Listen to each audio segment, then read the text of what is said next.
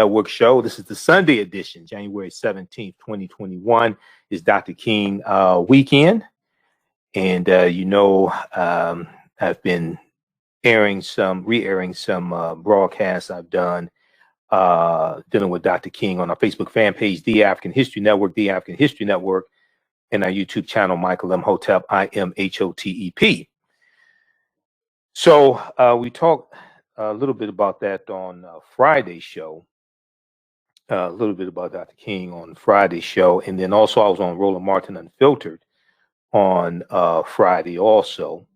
So on our on the show tomorrow, we'll share some excerpts of me on Roland Martin Unfiltered and what we discussed. But today we want to deal with some of Dr. King's legacy and dispelling myths about Dr. King, because there's so many myths and misinformation about Dr. King, and you hear a lot of it this time of the year, and a lot of people mean well and things like that. But I've said before, I don't go to a lot of Dr. King Day celebrations, and it's not because I don't like Dr. King. I do, but it's because a lot of Dr. King Day celebrations, it seems that they're organized by people who never studied Dr. King. So,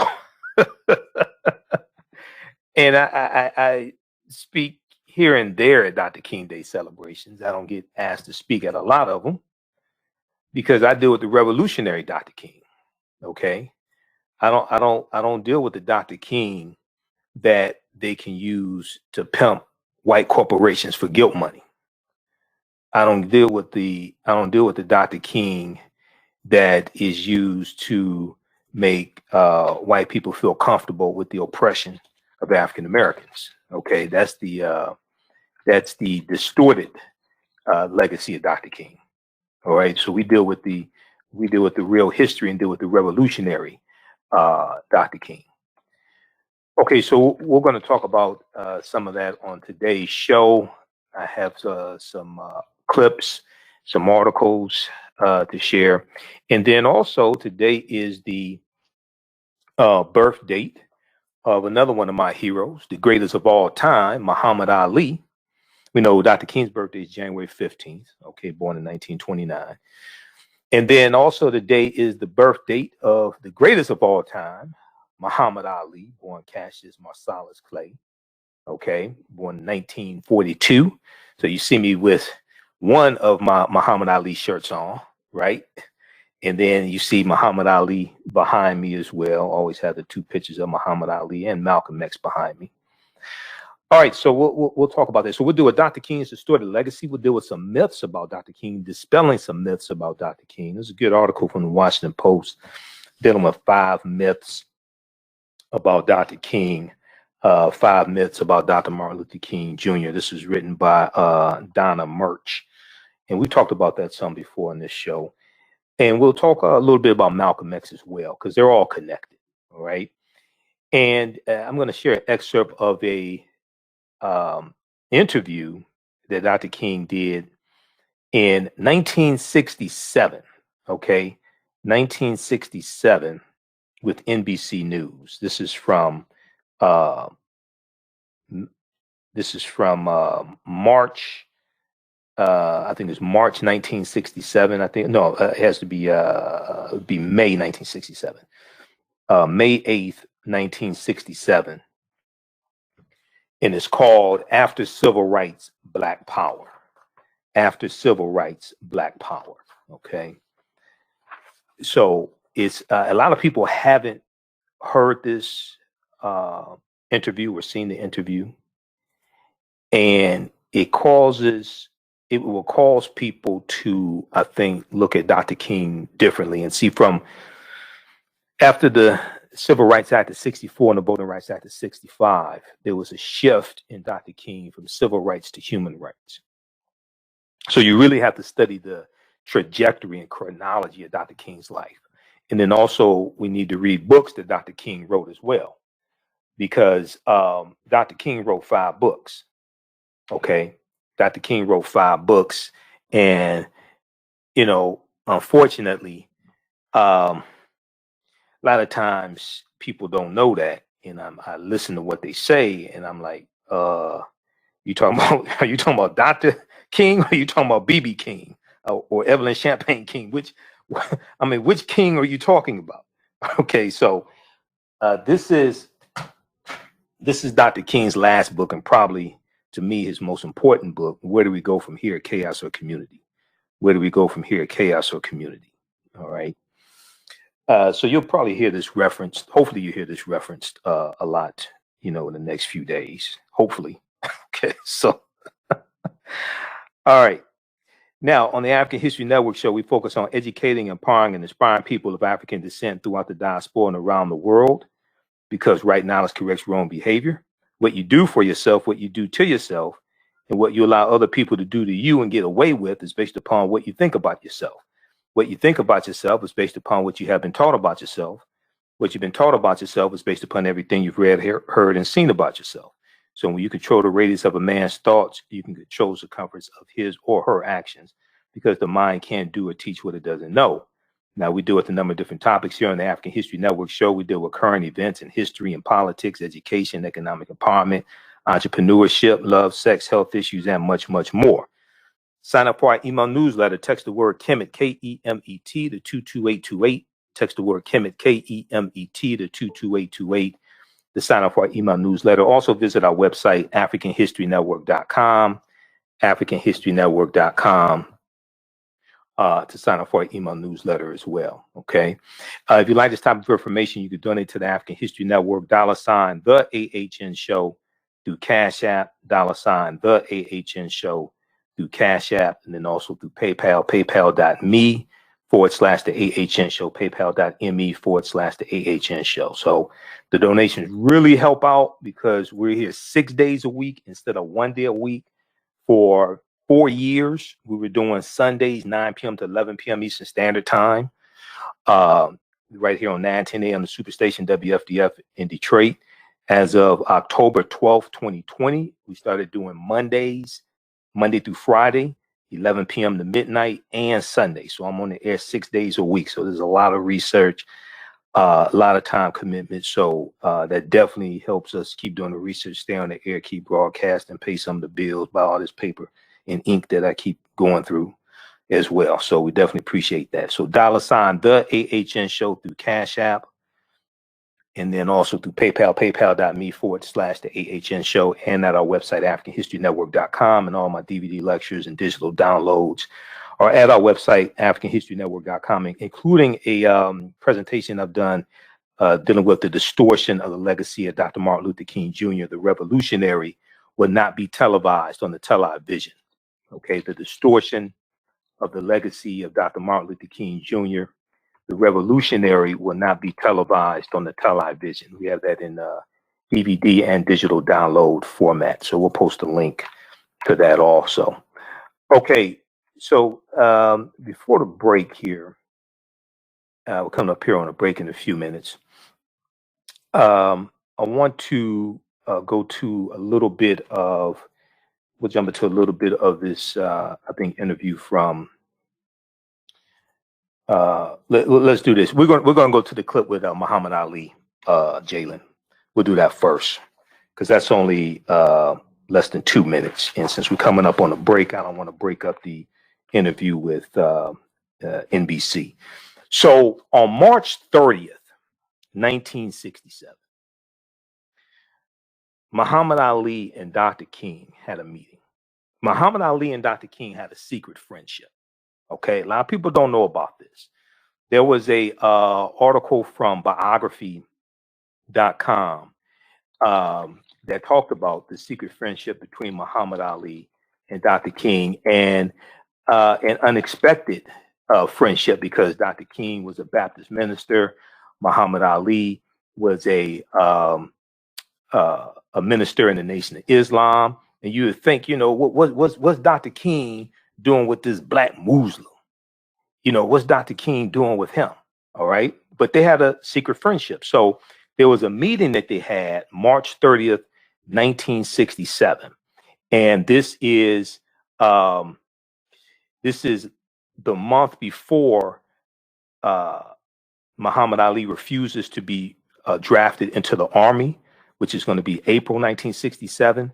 And then this is also a few days before Dr. King officially comes out against the Vietnam War, which was April 4th, 1967. Okay, let's go to this clip, Jay.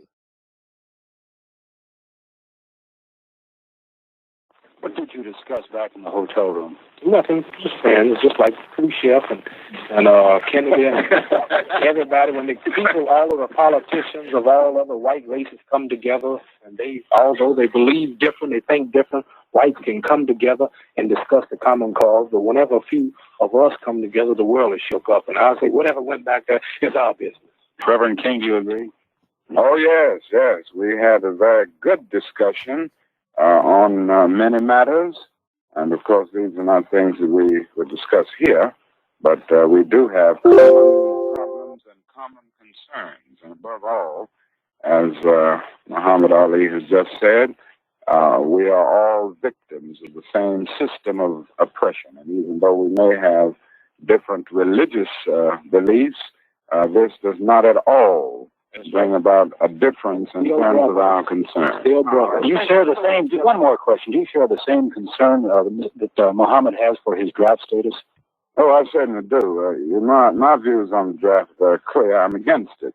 And I think the sooner our country does away with the draft, the better it will be for everybody. I'm very disturbed about the militaristic posture of our nation. And I think until we have a radical reordering of priorities in our country, we're going more and more to the depths and, I should say, to the doom that follows arrogance of power, as Senator Fulbright said. Okay, yeah, pause it right there. And I'm going to play that again. We're coming up on the break. I'm going to play that again. But Muhammad Ali said, he talked about the differences between he and Dr. King. But he said, we're still brothers. At the end of the day, we're still brothers. And that's such a powerful statement. This is Muhammad Ali before he refuses to be drafted, okay, into the army, and he's going to be stripped of his title. The U.S. government did to Ali what no man in the ring could do to him, take away his title. And then when Dr. King comes out in opposition to the Vietnam War, April 4th, 1967, overnight, he becomes the most hated man in America. All right, we're going to deal with this on the other side of the break. Calling numbers 313-778-7600, 313-778-7600 is the call-in number if you have a question or comment. You listen to the African History Network show right here on 910 AM Superstation, the Future Radio. I'm Michael Imhotep. We'll be back in a few minutes. For 25 years, Black History 101 Mobile Museum has carried on the rich legacy of the Black Museum movement in America by showcasing original artifacts of the Black experience at colleges, universities, K-12 schools, corporations, libraries, conferences, and cultural events, making it the most traversed Black History mobile exhibit in American history. Khalid El Hakim is the founder of the Black History 101 Mobile Museum, and he is a highly sought-after public speaker on topics of history, social studies, education, museum studies, hip-hop, and race relations. Dr. Khalid was named among changemakers for NBC Universal's Race the Hate campaign and listed as one of the 100 men of distinction for Black enterprise. He recently founded the Michigan Hip Hop Archive on the campus of Western Michigan University. The Black History 101 Mobile Museum is currently scheduling in-person and virtual exhibits nationwide. For more information, please contact Dr. Khalid Al Hakim directly at 313-645-4197, 313-645-4197, or visit their website at blackhistorymobilemuseum.com. That's blackhistorymobilemuseum.com. You can also email him at bhistory101@yahoo.com, bhistory101@yahoo.com.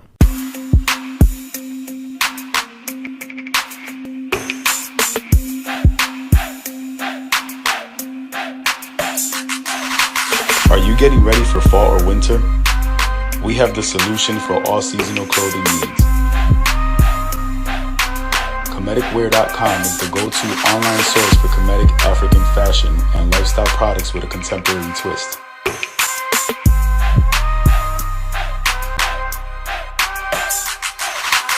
We're committed to offering unique styles reflecting African heritage.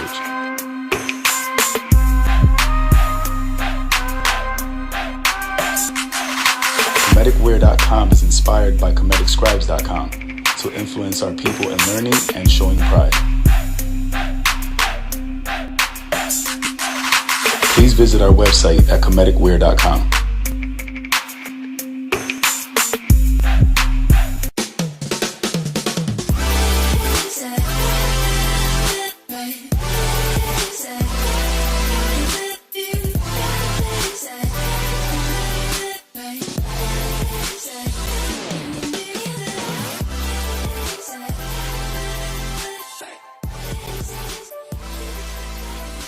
Visit 4glossygirls.com. That's the number 4glossygirls.com, and follow them on Instagram at 4glossygirls.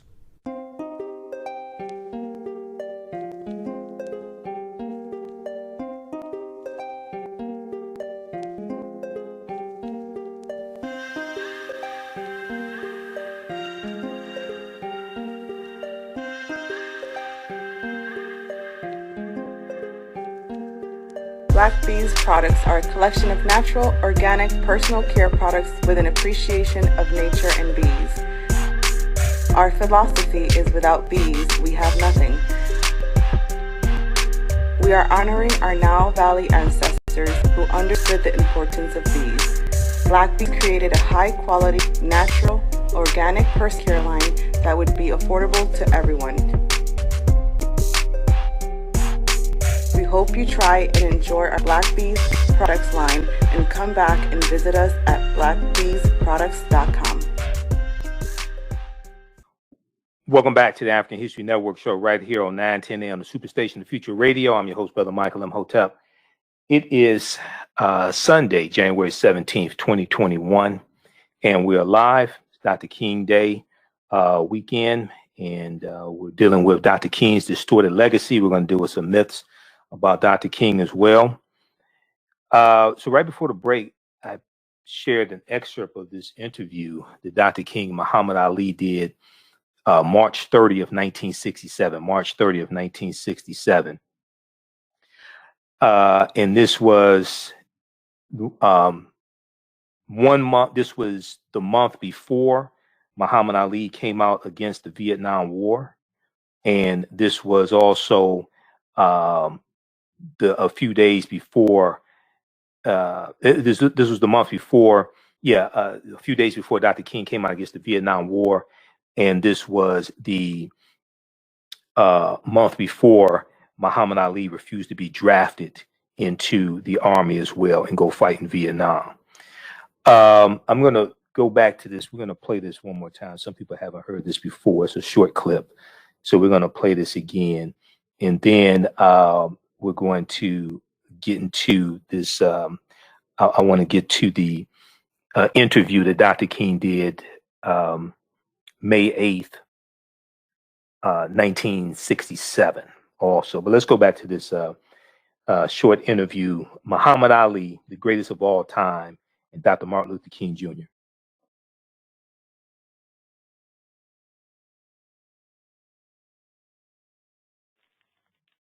What did you discuss back in the hotel room? Nothing, just friends, just like Khrushchev and Kennedy and everybody. When the people, all of the politicians of all other white races come together, and although they believe different, they think different, whites can come together and discuss the common cause. But whenever a few of us come together, the world is shook up. And I say, whatever went back there is our business. Reverend King, do you agree? Oh, yes, yes. We had a very good discussion on many matters.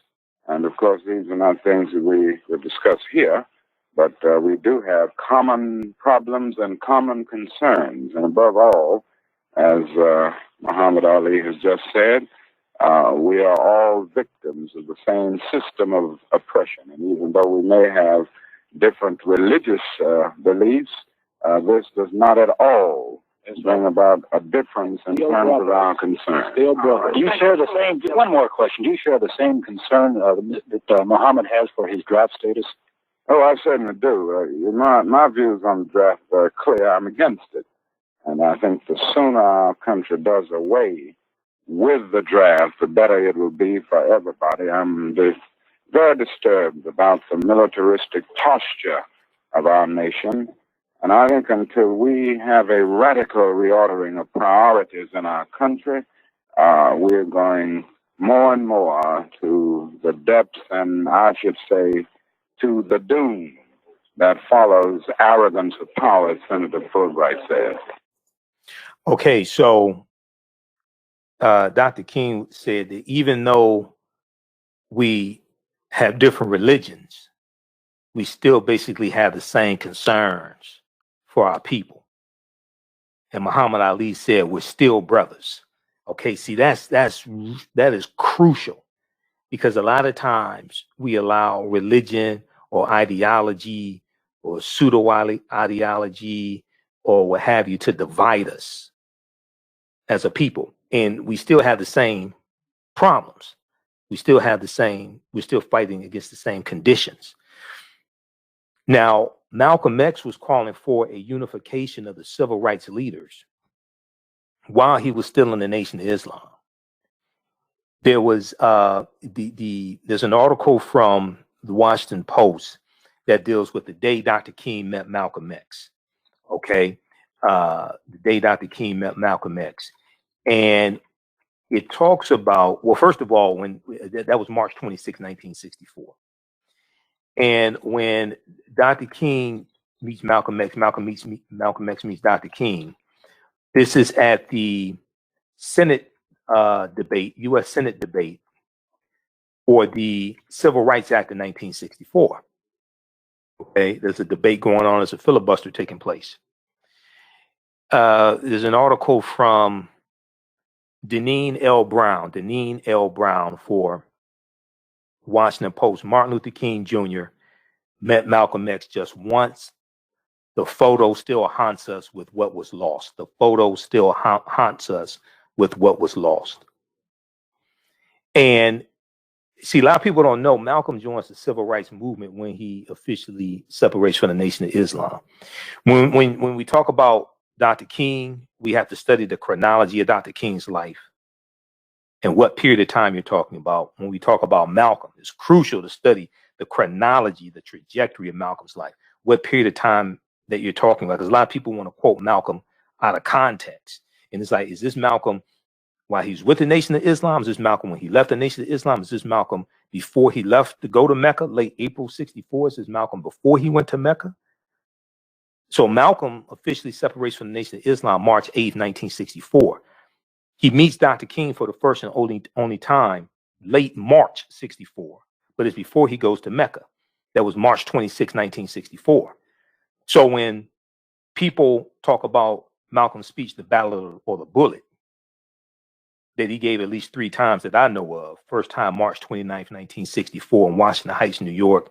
Second time, April 3rd, 1964 in Cleveland, Ohio. Third time, April 4th, 1964 in Detroit, Michigan at the historic King Solomon Baptist Church. When he gives that speech, it's a few days after he meets Dr. King. He references the Senate debate on the Civil Rights Act of 1964 because he was just there witnessing it on March 26, 1964. Okay, so, and then you got to study Malcolm's speeches after the Battle of the Bullet. Because some people act like that's the only speech Malcolm ever gave. Just like some people act like I Have a Dream, which was originally called Normalcy Never Again. I Have a Dream is not even the original name of the speech. A lot of people act like that's the only speech Dr. King ever gave. And then the speech was changed, the name of the speech was changed to A Canceled Check. Okay, so, but that's a powerful interview with Dr. King and Dr. King and Muhammad Ali. But July 31st, 1963, when Malcolm is still in the Nation of Islam, Malcolm sends a letter to the leading civil rights leaders, including Dr. King, and he's calling for he's requesting a meeting with the civil rights leaders, and he's calling for a unification of the civil rights leaders and their followers. Okay, and when Malcolm meets Dr. King, he tells Dr. King, "I'm throwing myself into the heart of the civil rights struggle. I'm throwing myself into the heart of the civil rights struggle."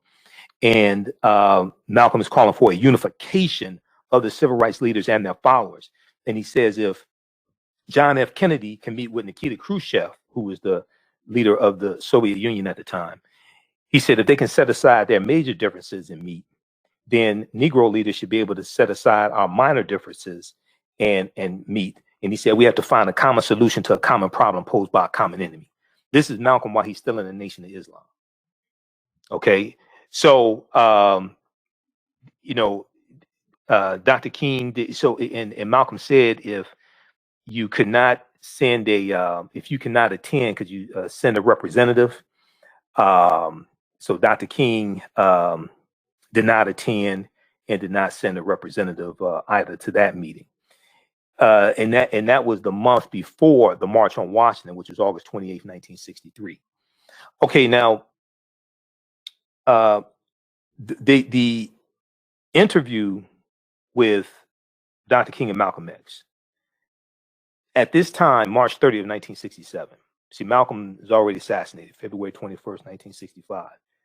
These two, Dr. King and Muhammad Ali, I should say, Dr. King and Muhammad Ali. These two were probably the most recognizable African-American men, definitely in America, probably in the world, okay? And you're talking to both of them at the same time. There's an article from biography.com, and I've talked about this before, from January 14th, 2020, January 14th, 2019, and it was updated January 21st, 2020. It's called Martin Luther King Jr. and Muhammad Ali's Surprising Secret Friendship. Martin Luther King Jr. and Muhammad Ali's Surprising Secret Friendship. Okay, and their birthdays are close to each other as well. Dr. King's was January 15th. Muhammad Ali is January 17th. But very quickly here, it talks about how in 1961, an athlete named Cassius Clay prepared for a bout with Duke Sabadong in Las Vegas. The 10-round boxing match was the young boxer's seventh, but his swagger and charm had already gained him admirers. That day, the man who would soon become Muhammad Ali received a telegram from an unexpected correspondent. Quote, "Your youthful good humor, physical prowess, and flippant charm have made you an idol to many American young people. May God protect you and your opponent in the coming contest." It was signed Martin Luther King Jr.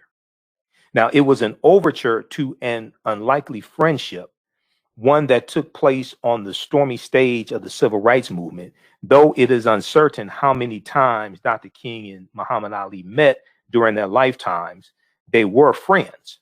But publicly, the two men could not have been more opposed, and their secret friendship was only revealed to the public through surveillance files that showed the FBI had long been following both of them. Okay, it's only revealed through surveillance files that show the FBI had been following them. Now, there's a new documentary out, and let me know if you've seen it. There's a new documentary out dealing with Dr. Martin Luther King Jr. and the FBI and the surveillance that the surveillance the FBI was doing on Dr. King. And I'm going to pull this up here. There was an article from New York Times dealing with this, and there's also one from NPR, National Public Radio. MLK FBI humanizes a civil rights icon's legacy. So if you've seen that documentary, give me a call. Let me know what you think about it. And I have to check that out. I still have to watch. I have to watch also One Night in Miami. That just became available on Amazon Prime. So that's about a fictitious account of a night in 1964 Miami with Malcolm X, Muhammad Ali, Jim Brown, and Sam Cooke. They meet at a hotel. We've talked about that here before. So it's available right now, Amazon Prime. I haven't had a chance to watch it yet. I'm still trying to I haven't had a chance to watch Ma Rainey either on Netflix. I had to watch that as well. Okay, so I'm a little. Hey, I'm doing radio 6 days a week, doing the best I can. But MLK FBI, New York Times has an article about this. King, Hoover, and the Tell of the Tape. Sam Pollard's fascinating documentary chronicles the FBI director's obsession with the private life and political affiliations of the civil rights leader, Dr. Martin Luther King Jr.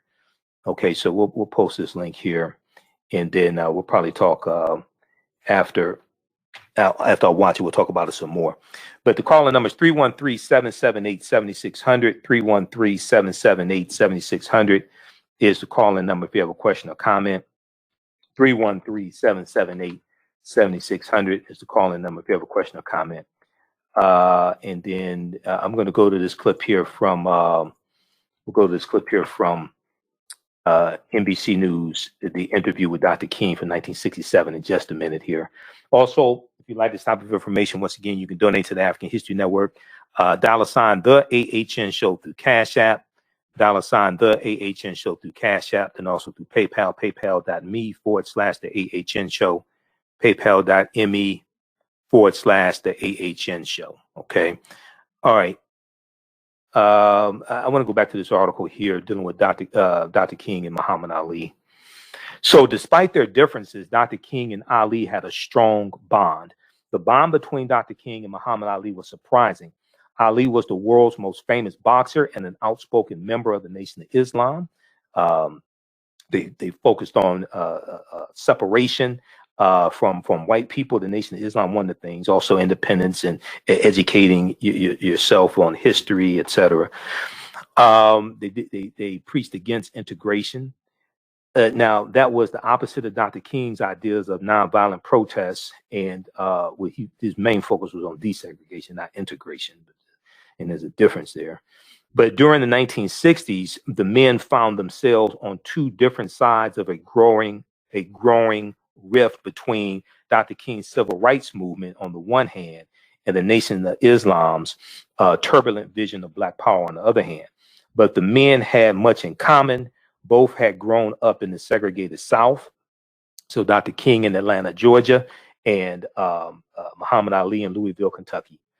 And I've actually been to the Muhammad Ali Museum in Louisville, Kentucky. I was speaking in Louisville back in 2000, either 12 or 2013. I was speaking there with Professor Kaba Hiawatha Kamene, who's in the Hidden Colors documentaries. He's one of my teachers. So we were doing a presentation together there in Louisville. It was actually a screening of Hidden Colors 2. And we were doing questions and answers after the screening. And we went to the Muhammad Ali Museum. Also, it's a fantastic museum there they have with Ali.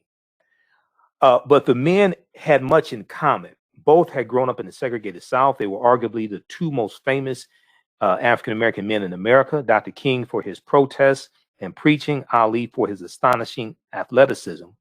And by the end of the 1960s, they were two of the most hated men in the United States. By the end of the 1960s, they were two of the most hated men in the United States. Racists branded them both with ugly stereotypes. They decried Dr. King's insistence on the dignity and worth of African-American men and his agitation on behalf of the poor, and derided Muhammad Ali's insistence on Black pride, from his name change in 1964 to his resistance to the Vietnam War as a white man's fight. Publicly, the men could not seem more opposed. Integration is wrong, Muhammad Ali said in 1964, when Dr. King was at the height of his visibility for nonviolent protests and calls to integrate or desegregate African-American people into white society. And the real fight was, we wanted first-class citizenship. We wanted all of our rights now. We wanted equal access. Okay, the fight, we weren't trying to give up our neighborhoods and give up our businesses and things like that. At the same time that you have the civil rights movement taking place, you also have the U.S. Interstate Highway Acts in 1952 and 1956 that are driving thousands of miles of interstate highway throughout African-American communities, disrupting our communities, wiping out a lot of our homes, wiping out a lot of our businesses. This is at the same time that the civil rights movement is taking place. Okay, so check out this article here from biography.com. Meanwhile, Dr. King repeatedly declined to engage with the Nation of Islam and turned down an invitation by Malcolm X, the Nation of Islam's most visible figure, to march together. Quote, I totally disagree with many of his political and philosophical views, end quote, Dr. King said later. And Dr. King turned down the opportunity. Malcolm was inviting the civil rights leaders back in July 31st, 1963. He was inviting them to a rally in Harlem, okay? And Dr. King declined. But February 24th, 1966, Dr. King meets with who? The Honorable Elijah Muhammad. Dr. King and Coretta Scott King go to Elijah Muhammad's house in Chicago, and Dr. King has a meeting with him. Now, this is almost a year to the date after Malcolm was assassinated. Okay, this was February 24th, 1966. All right, so read this article here from Biography. I want to go to the clip here from NBC News. So May 8th, 1967, NBC News did an interview with Dr. King at Ebenezer Baptist Church in Atlanta, Georgia. The interviewer's name is Sander Vanacour, Vanocur, and they're talking about a new phase in the civil rights movement, and they're talking about after civil rights, Black power. After civil rights, Black power. Let's go to this clip. Country. Is there something about nonviolence that made it, and I use that in the past tense, that made it more useful among Southern Negroes than the ghetto Negroes of the North? I wouldn't say there's anything that makes it more useful to Southern Negroes. I think it is true that we've had more nonviolent movements in the South because the problem for many years was more crystallized and, in a sense, more visible in the South. We didn't have many civil rights activities on a massive scale in the North until 3 or 4 years ago. So I would say that we just haven't had a chance to experiment on a broad scale with nonviolence in the Northern ghetto. I have the feeling that nonviolence is as applicable and workable in the Northern ghetto as it is in the South. There's a larger job there. The frustrations at points are much deeper. The bitterness is deeper.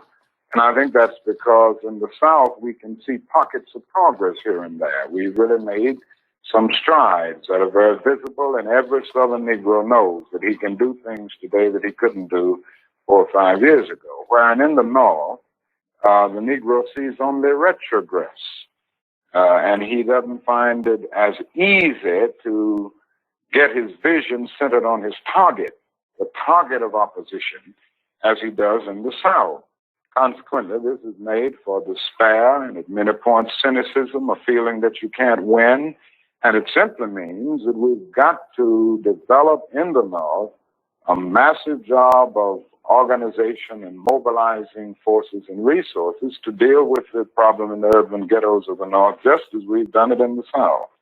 In the South, particularly in Alabama, you had visible villains, Jim Clark, Bull Connor, cattle prods, police dogs. But in the North, you don't have those visible villains. Isn't it hard to get your people aroused and directed at something that isn't visible? Well, that's exactly right. And this is what I was saying when I said it's harder to see a target. In the South, in the nonviolent movement, we were aided always, on the whole, by the brutality of our opponent. It isn't the same way in the North. The other thing is that you don't have legal segregation in the North as you do in the South. So it is much more difficult to get people to see exactly what you're doing, but it isn't an impossible job. It's a hard, it's a tedious job at times to get people to be aroused from their apathetic slumbers, but I still feel that Negroes in the North can be motivated just as they were motivated in the South. And I think as time goes on, with the growing economic deprivation in the Negro community, it will even be easier because people will come to see that not only is something wrong in general, but something is wrong in particular in their own economic and housing situations. What is it? I mean, how do you find it? It's very subtle in the North, is it not? It's subtle, but it's becoming much more visible.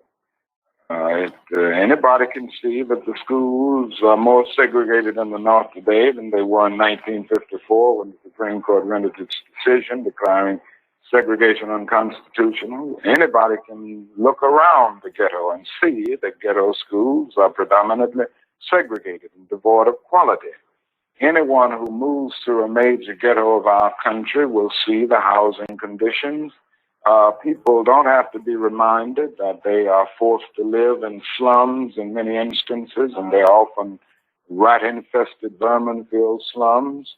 And it isn't too hard to see the exploitation that the Negro confronts in the ghetto, where he is forced to pay more for less and constantly trying to make ends meet, but because of either no job as a result of unemployment or a job that is so economically unprofitable that the person can't make ends meet. And I think they see all of these things, and more they're coming to see them, because before the people of the North were looking to the South, and they supported the struggles of the South. Now they're coming to see that their problems are very real, and they've got organized to grapple with them.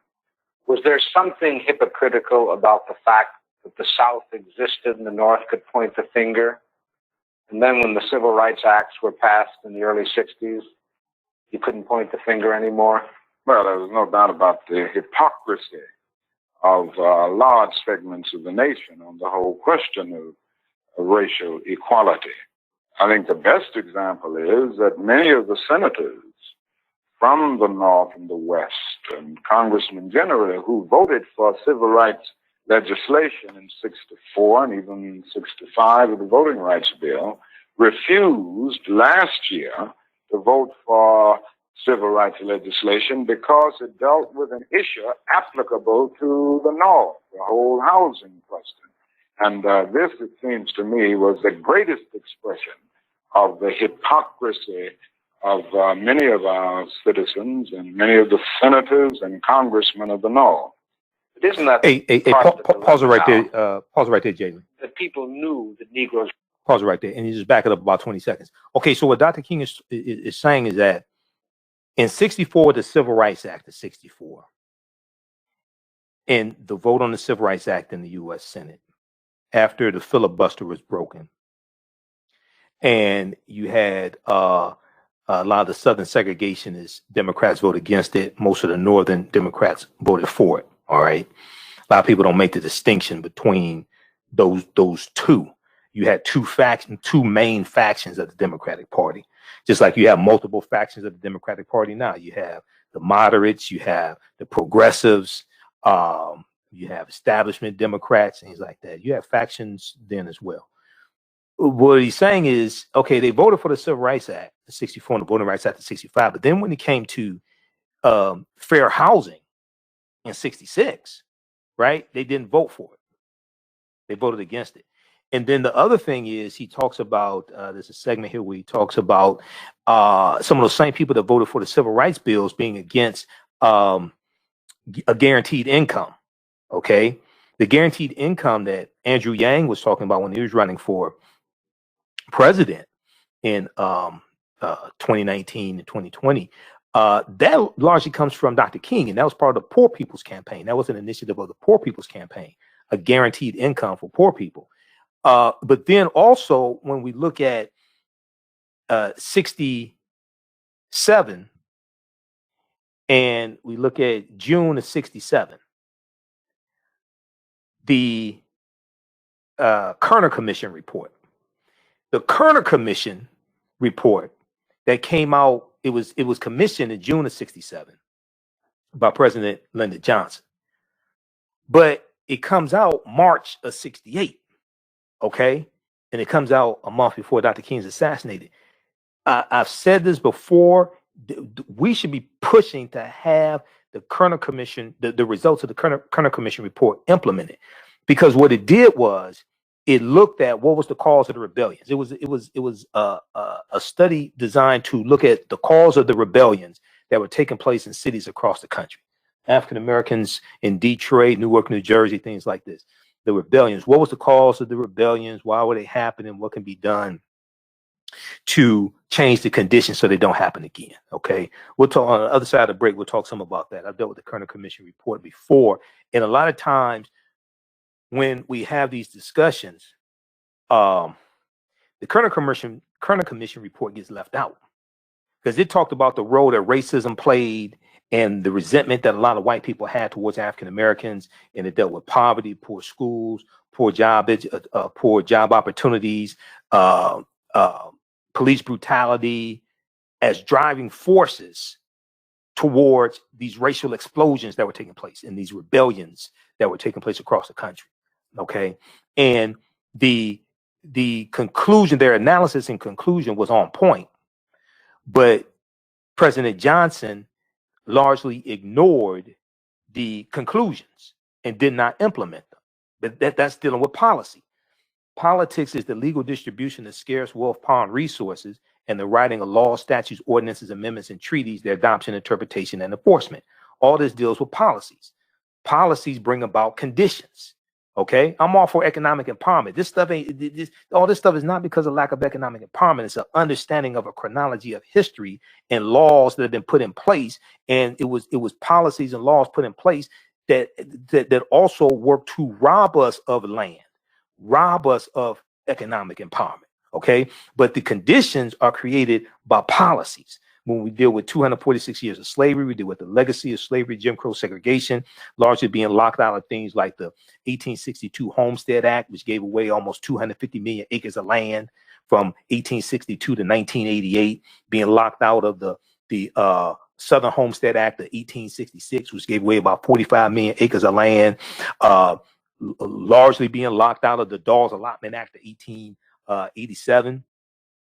And that redistributed about 138 million acres of land as well. It was supposed to go largely to Native Americans and Black Indians, things like this. The Dawes Allotment Act, named after Senator Henry L. Dawes in Massachusetts. 2/3 of that land went to white people. That's where you get the whole $5 Indian from. 2/3 of that land went to white people. Okay, so understand this chronology of history, and then when you deal with things like the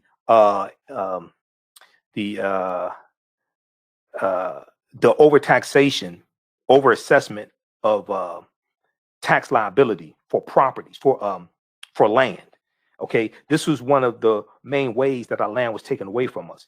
Tax assessors over assessing the tax liability, or how much we have to pay in taxes for land that we own, farmland, things like this. And then when we can't pay the inflated tax assessment, then we lose our land. All right. This is one of the tools that was used to rob us of our land. There was economic empowerment, but there were laws and policies that robbed us of that economic empowerment. And then there was also laws and policies that locked us out. For instance, when you deal with after the Civil War ends, and you deal with a lot of major labor unions being created, like the National Labor Union, 1866. And these labor unions are being created to lock African Americans out of these skilled trades that we have been doing for free for 246 years, because these labor unions were only for white men, and various industries had to have contracts with these labor unions, and that they could only hire white men to lock us out of these jobs, because there were at least 262 skills, trades, and crafts that African people had in this country from 1619 to 1865. Okay. And then after slavery ends, now we can compete for these jobs. Now we're largely being locked out of these jobs and trying to lock us back into an agricultural basis in the sharecropping, things like this, and to keep us from competing for these jobs, because our skill set, blacksmiths, coppersmiths, barrel makers, engineers, anchor makers, all different types of things like this, our skill set was as good as white people, or in many cases even better than white people. Okay, so it's understanding this chronology of history and the laws and policies that have been put in place to lock us into this condition. So that comes from understanding politics and law. Okay, Economic empowerment has its place, but we're not in this predicament because of economic empowerment. We're in this predicament because of laws and policies that create conditions and attack us. All right, we're coming up on a break. We'll deal with this on the other side of the break, and we'll go back to this interview with Dr. King after Civil Rights Black Power. This is from May 8th, 1967. You listen to the African History Network show right here on 910 AM, the Superstation, Future Radio, Michael Imhotep. And then also, 910 AM welcomes former mayor of Flint, Michigan, Karen Weaver, the one and only Dr. Karen Weaver, to the airways starting Tuesday, January 19th. Karen Weaver will air Monday through Friday, 8 a.m. to 9 a.m. Eastern Standard Time. That's Dr. Karen Weaver. Call her by her correct name. We'll be back in a few minutes. All right. Stand by, everybody. Yeah, people are losing their home to high taxes. See, that's historic. There was $600 million in over tax assessment here in Detroit. Thousands of people lost their homes right here just recently. The story just came out in 2020, I think it was, about the overtax assessment. $600 million. That's historic. Okay. If you look at there's an article from New York Times, Black people's land was stolen. Black people's land was stolen. And this deals with this history. I got a ton of information on this. This is from New York Times, June 20th, 2019 by Andrew W. Carl. And I've talked about it here on this show before. Okay. And this deals with the various ways. Another method using the law is called heirs property. Heirs property. And that's another way we lost a lot of our land like that we had in the South. Okay. So this is all dealing with understanding law. Politics is the legal distribution of scarce wealth, power, and resources, and a writing of laws, statutes, ordinances, amendments, and treaties, their adoption, interpretation, and enforcement. Okay, stand by, one commercial break. Okay.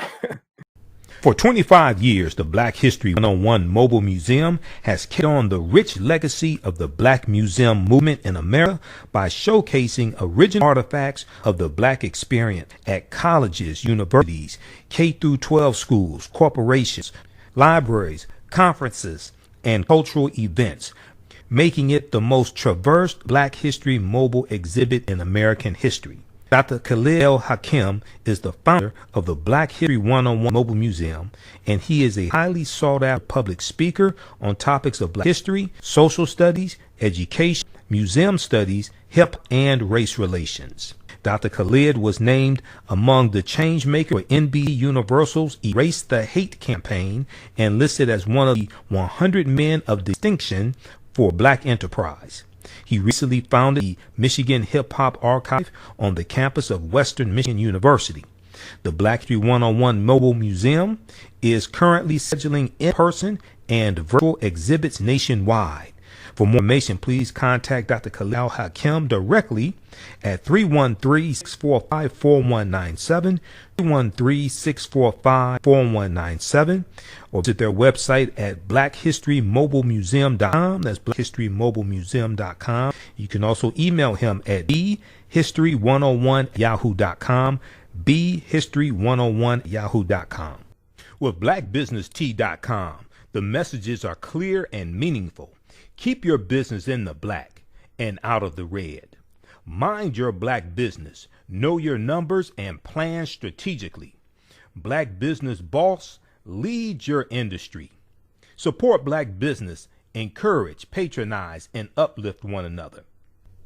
BlackBusinessTea.com currently has products sold in Detroit, Atlanta, Chicago, and Los Angeles, with proceeds returned to the Black community. They have a wide selection of hoodies, t-shirts, mugs, hats, sweatshirts that support Black-owned businesses. Visit the website blackbusinesstee.com. That's blackbusinesstee.com.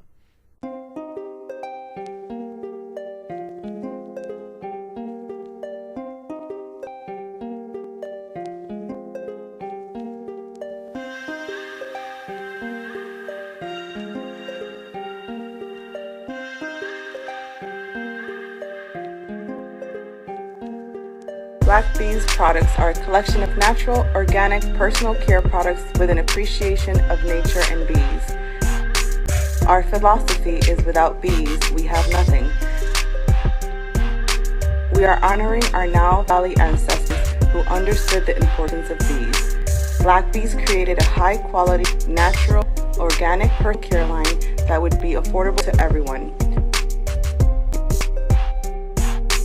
We hope you try and enjoy our Black Bees products line and come back and visit us at blackbeesproducts.com.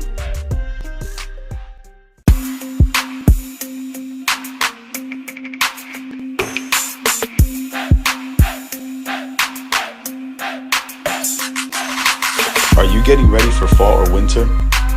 We have the solution for all seasonal clothing needs. Comedicwear.com is the go-to online source for Comedic African fashion and lifestyle products with a contemporary twist.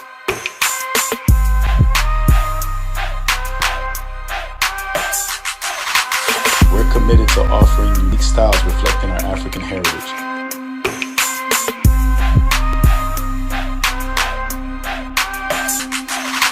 Comedicwear.com is inspired by comedicscribes.com to influence our people in learning and showing pride. Please visit our website at comedicwear.com. Welcome back to the African History Network show right here on 910 AM, the Superstation of Future Radio. I'm your host, Brother Michael Imhotep. It is Sunday, January 17th, 2021. And we are live. It's Dr. King Day a weekend, and everybody's going to be celebrating Dr. King Day and talking about how he just wanted everybody to love everybody. He was a man of peace and things like that. They're not going to deal with the revolutionary Dr. King. They're not going to talk about the Dr. Most likely, they won't talk about the Dr. King that met with the Honorable Elijah Muhammad February 24th, 1966. They won't talk about the Dr. King who had a secret friendship with Muhammad Ali. They won't talk about the Dr. King who in 1957 went to the celebration of Ghana's independence, and he went to meet with Kwame Nkrumah. And then each year on the anniversary of Ghana's independence, he goes back to Ghana. They won't talk about the Dr. King that studied the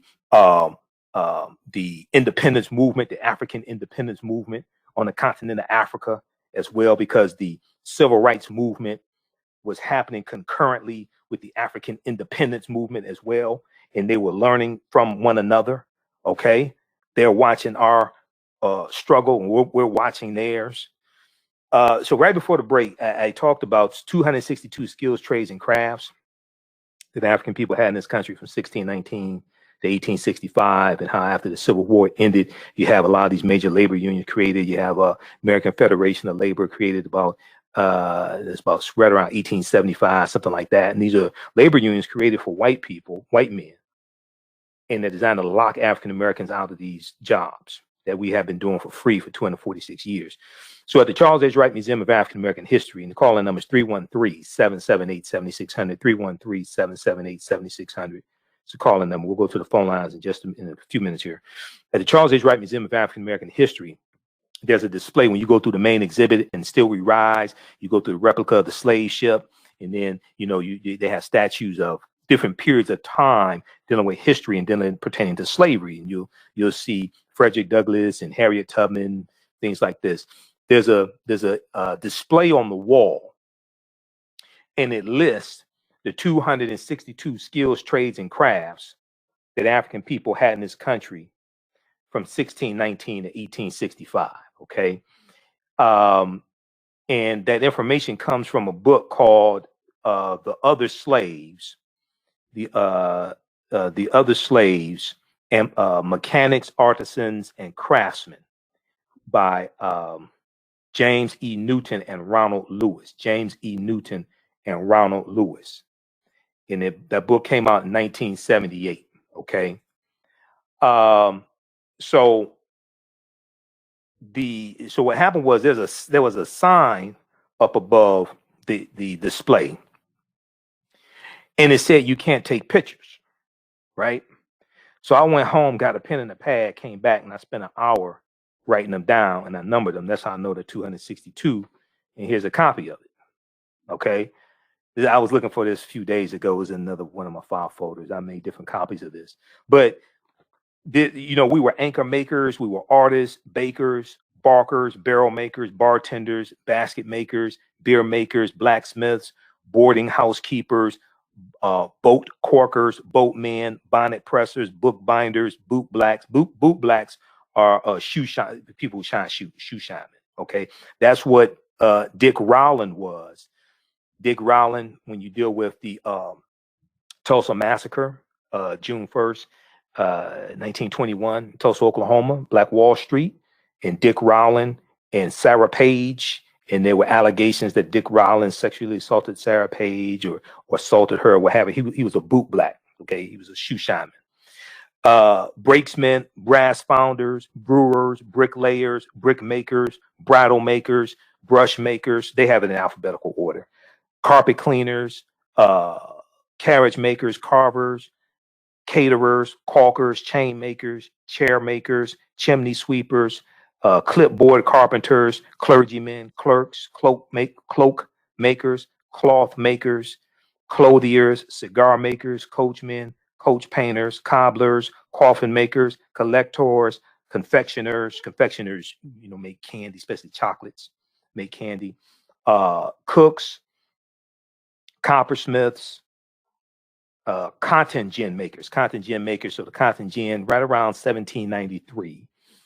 Eli Whitney. Then you have copies of the cotton gin as well. Cotton gin makers, cracker bakers, crafts instructors, daguerreotypers. The daguerreotype was the first photographic camera, named after John Daguerreotype, and the daguerreotype was created in the late 1820s, about 1826, and then is going to be available for commercial usage in about the 1830s.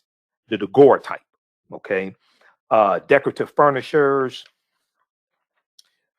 distillers, domestics, draftsmen, dressmakers, druggist assistants at like pharmacies, dyers, embroiderers, engine builders, engineers, engravers, finishers, fishermen, flower inspectors. You get the idea. So when I see movies and depictions of African Americans as slaves, and they just show us picking cotton, I'm like, that did happen. But it's like, come on now. Okay, you trying to pull the cotton over our eyes. No, that's not all we did. No. We built the White House, the US Capitol building.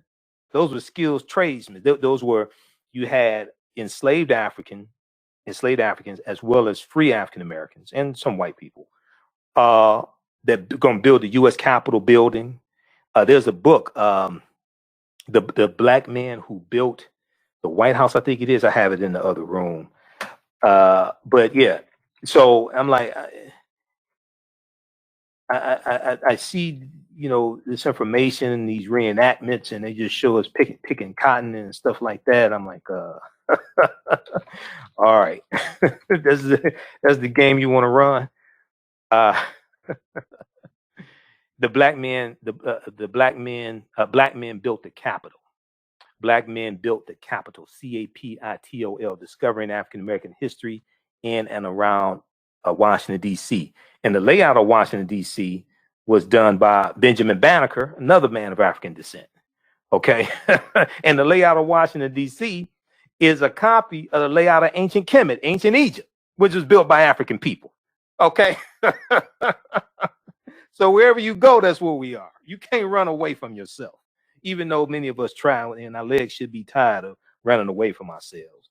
But you read Egypt on the Potomac by Tony Browder, so we can connect the building of the U.S. Capitol by African men, and then the layout of Washington, D.C., where the U.S. Capitol is, by Benjamin Banneker, okay, and using science and understanding astronomy. And then and the layout of Washington, D.C. is a copy of the layout of ancient Egypt built by African people as well.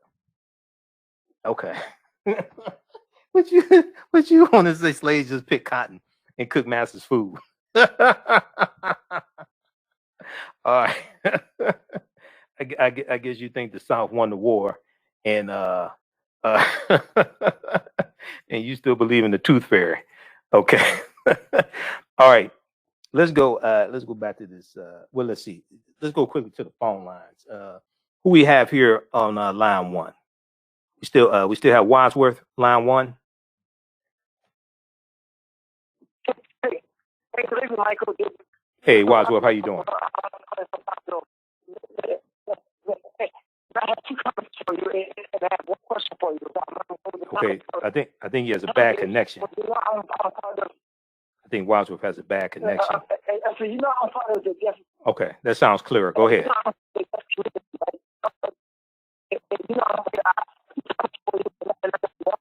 Okay, he has a bad. Hey, Jalen, help him out with his connection. It's a bad connection. Sounds like he's underwater. We'll come back to him. We'll come back to Wadsworth in just a minute here. We'll try to. It sounds like he's underwater. I can't understand what he's saying.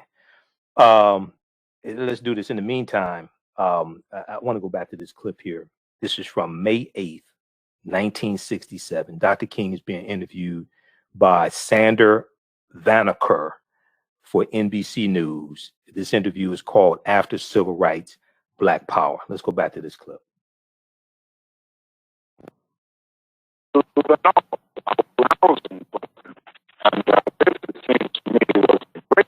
Okay, hold on. Okay, hold on, Jalen. This is okay. Play it on your end. I'm gonna call back in because it's a bad connection somewhere. I'm gonna disconnect and call back into the station, Jalen. I can't even understand the clip now. Something happened. Let me disconnect and I'll call right back. All right, stand by, everybody. Hold on. This is live radio. We're broadcasting remotely. And something happened. The clip was playing well right before the break. I don't know. Stand by. All right, Jalen, can you hear me? Okay. All right. Okay. All right. Let's go back to the clip, Jalen. Thank you. Okay. I think the dilemma is much deeper. And one, during this period of transition, has to be very honest with America. And honesty impels me to admit that America has broad racist elements still alive. Racism is still existing in American society in many areas of the society, North and South. And the other thing is that there has never been a single, solid, determined commitment of large segments of white America on the whole question of racial equality. I think we have to see that vacillation has always existed, ambivalence has always existed, and this to me is the so-called white backlash. It's merely a new name for an old phenomenon. I see the white backlash as a continuation of the same ambivalence and vacillation of white America on the whole question of racial justice that has existed since the founding of our nation. I think the other thing that we must see at this time is that many of the people who supported us in Selma, in Birmingham, were really outraged about the extremist behavior toward Negroes. But they were not at that moment, and they are not now, committed to genuine equality for Negroes. It's much easier to integrate a lunch counter than it is to guarantee an annual income, for instance, to get rid of poverty for Negroes and all poor people. It's much easier to integrate a bus than it is to make genuine integration a reality and quality education a reality in our schools. It's much easier to integrate even a public park than it is to get rid of slums. And I think we are in a new era, a new phase of the struggle, where we have moved from a struggle for decency, which characterized our struggle for 10 or 12 years, to a struggle for genuine equality. And this is where we're getting the resistance, because there was never any intention to go this far. People were reacting to Bull Connor and to Jim Clark rather than acting in good faith for the realization of genuine equality. Hey, pause it right there, Jalen. Hey, pause right there. Back that up for about a minute. Back it up for about a minute. He said, Dr. King said, it was never really a genuine intent by white people for African Americans to have full equality. They'll integrate a lunch counter. They'll desegregate the buses. He said, but he's basically saying they weren't ready for how far we were going to push this thing. They never intended to have full equality. And this is why I say, when you go study the civil rights movement, and even before the modern day civil rights movement, which is looked at as starting with the Montgomery bus boycott, December 5th, 1955, and the arrest of Rosa Parks, December 1st, 1955. And then some people start the modern day civil rights movement with the lynching of Emmett Till, August 28th, 1955 in Money, Mississippi, right? Even you go back before then, you go back to when African American soldiers are coming back home from World War I.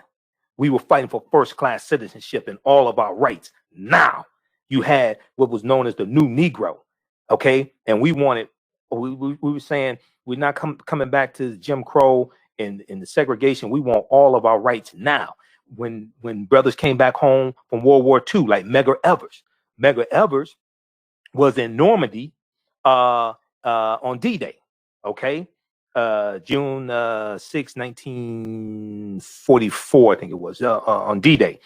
Medgar Evers, he was one of almost 2,000 African-American soldiers who landed there in Normandy, France, okay? So when Medgar Evers comes back home, he gets involved in the civil rights movement, okay? Yeah, June 6, 1944, I was correct. And Medgar Evers, field secretary for the NAACP in Jackson, Mississippi, organizes boycotts and things like this. But when these African American soldiers come back, we want all of our rights now. We want first class citizenship. Okay. Let's do this. We have Wadsworth back. Let's go back to the phone lines because Wadsworth, Wadsworth, thanks for calling back in. Thanks for holding. Tell us where you're calling from. Go ahead with your question or comment. I'm from Michigan. Is this a good question for you? Yeah, go ahead. Yeah, go ahead. I can hear you. Thanks for calling back. Okay. I have two comments for you, and I got one question for you. Okay, go ahead. Now my comments are because you know I'm part of the like the deaf media, the sign language community. Yeah, deaf media sign language community. Yeah, go ahead. And we had to leave from one organization, the Deaf Church TV, because they were, because this network was when it comes to news, they whatever came out of Trump's mouth, they treated it as the gospel. So we have to get away from that. Okay. And we have a brother, or we have a young brother. His name is Monte. He's also on YouTube, and this guy is like a young youth. He's very sharp. If you watch on YouTube, okay, this guy is like a young Imhotep. Okay. And now my question. What's his name? What's his name? His name is Monte. Mondae. Okay. He's on YouTube. Monte. He's on YouTube every week. Okay. Every day. Okay. You need to check him out. Okay. Okay. And my question is this.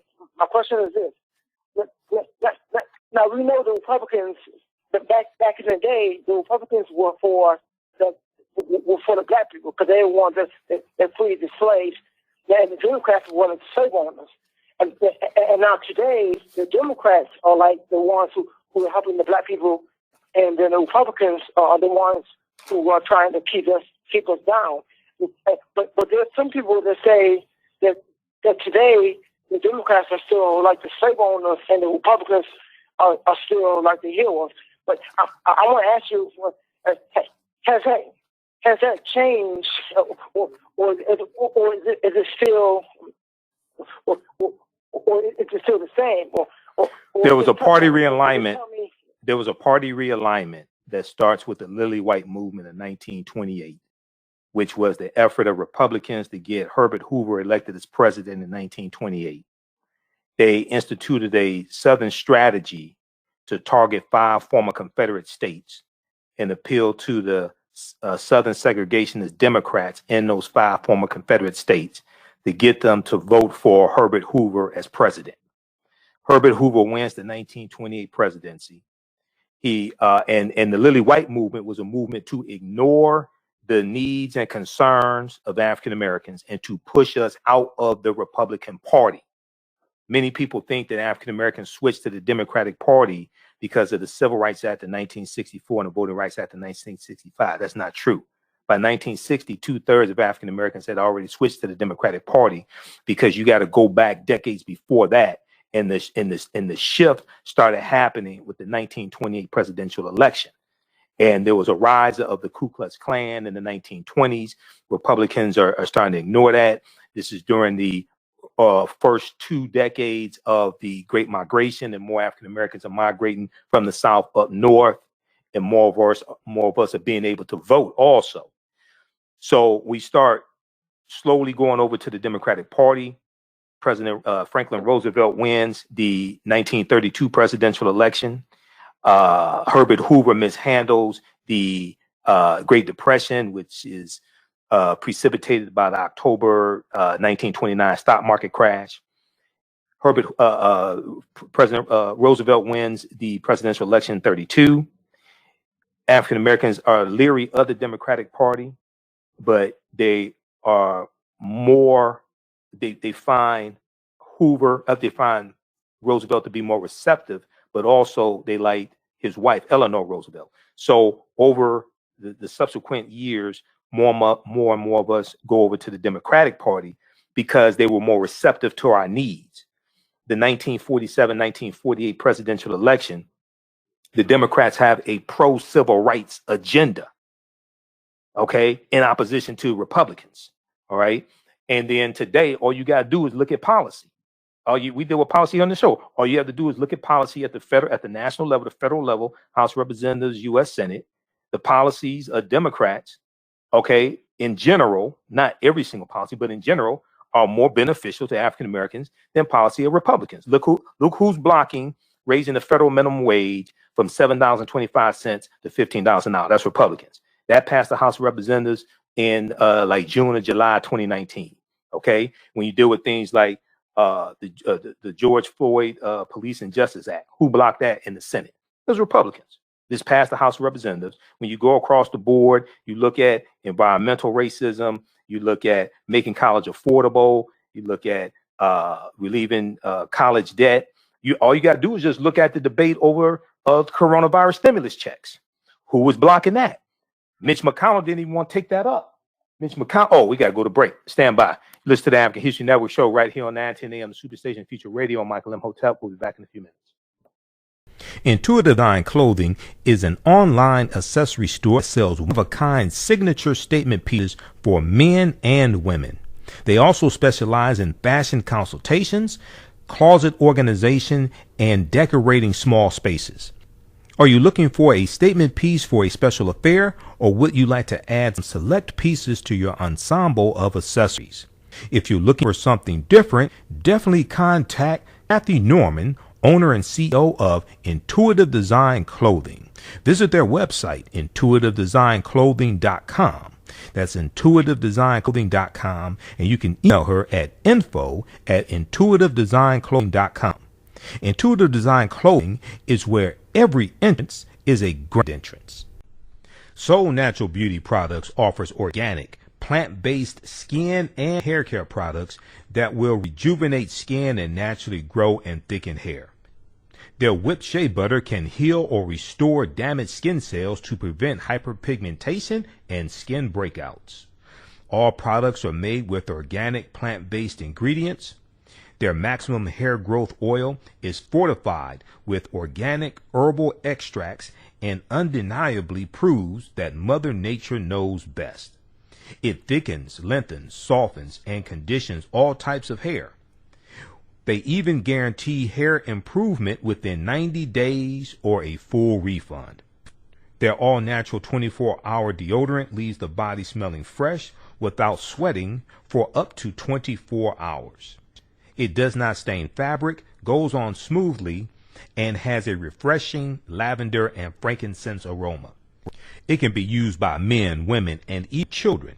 Place your order today at soulnaturalbeautyproduct.com. That's soulnaturalbeautyproducts.com, and follow them on Facebook at Soul Natural Beauty Products. With blackbusinesstee.com, the messages are clear and meaningful. Keep your business in the black and out of the red. Mind your black business. Know your numbers and plan strategically. Black Business Boss, lead your industry. Support black business, encourage, patronize, and uplift one another. Blackbusinesstee.com currently has products sold in Detroit, Atlanta, Chicago, and Los Angeles, with proceeds returned to the black community. They have a wide selection of hoodies, t-shirts, mugs, hats, sweatshirts that support black-owned businesses. Visit the website blackbusinesstee.com. That's blackbusinesstee.com. Do you have an idea or business that requires app development or thinking of moving your IT resources to the cloud? We have post-paid and profit-sharing plans for unique ideas or profitable businesses. Who can take advantage of this unique program? Entrepreneurs with unique ideas, startups, small to medium businesses. Contact us 267-209-0352. Visit nomadicsystems.net, nomadicsystems.net today. For 25 years, Black History 101 Mobile Museum has carried on the rich legacy of the Black Museum movement in America by showcasing original artifacts of the Black experience at colleges, universities, K-12 schools, corporations, libraries, conferences, and cultural events, making it the most traversed Black History mobile exhibit in American history. Dr. Khalid Hakim is the founder of the Black History 101 Mobile Museum, and he is a highly sought-after public speaker on topics of Black history, social studies, education, museum studies, hip-hop, and race relations. Dr. Khalid named among the change makers for NBC Universal's Race the Hate campaign and listed as one of the 100 men of distinction for Black enterprise. He recently founded the Michigan Hip Hop Archive on the campus of Western Michigan University. The Black History 101 Mobile Museum is currently scheduling in-person and virtual exhibits nationwide. For more information, please contact Dr. Khalid Al-Hakim directly at 313-645-4197, 313-645-4197, or visit their website at blackhistorymobilemuseum.com. That's blackhistorymobilemuseum.com. You can also email him at bhistory101@yahoo.com, bhistory101@yahoo.com. Somebody said LBJ redlining. Redlining goes back to 1937. Redlining was created by the Homeowners Loan Corporation, which was created by 1934. Okay, that's under President Roosevelt. Redlining. We see redlining in the 60s, but that goes back to 1937. Stand by, everybody.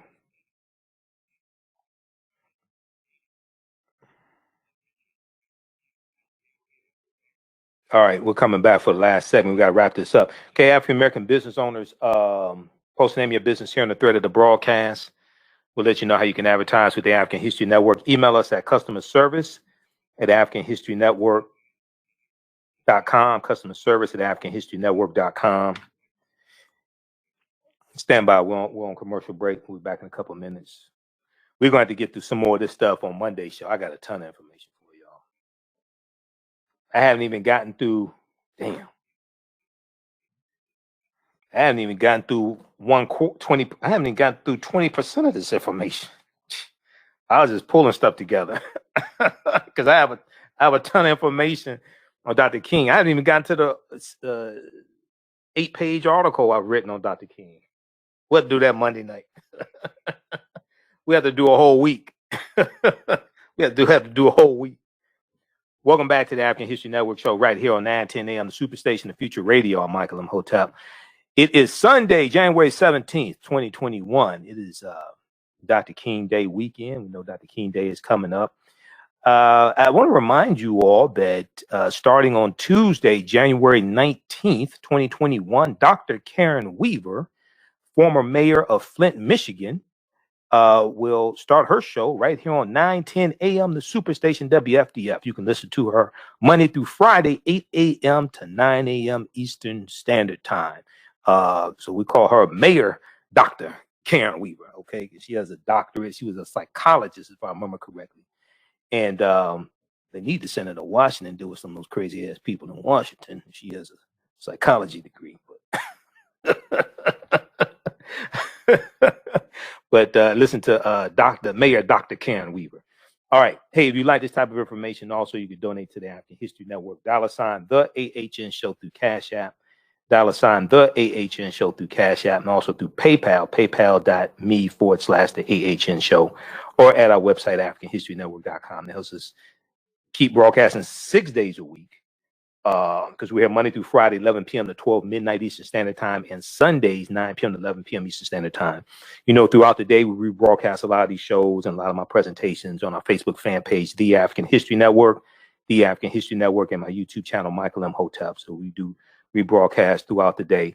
And then these shows are an audio podcast format also.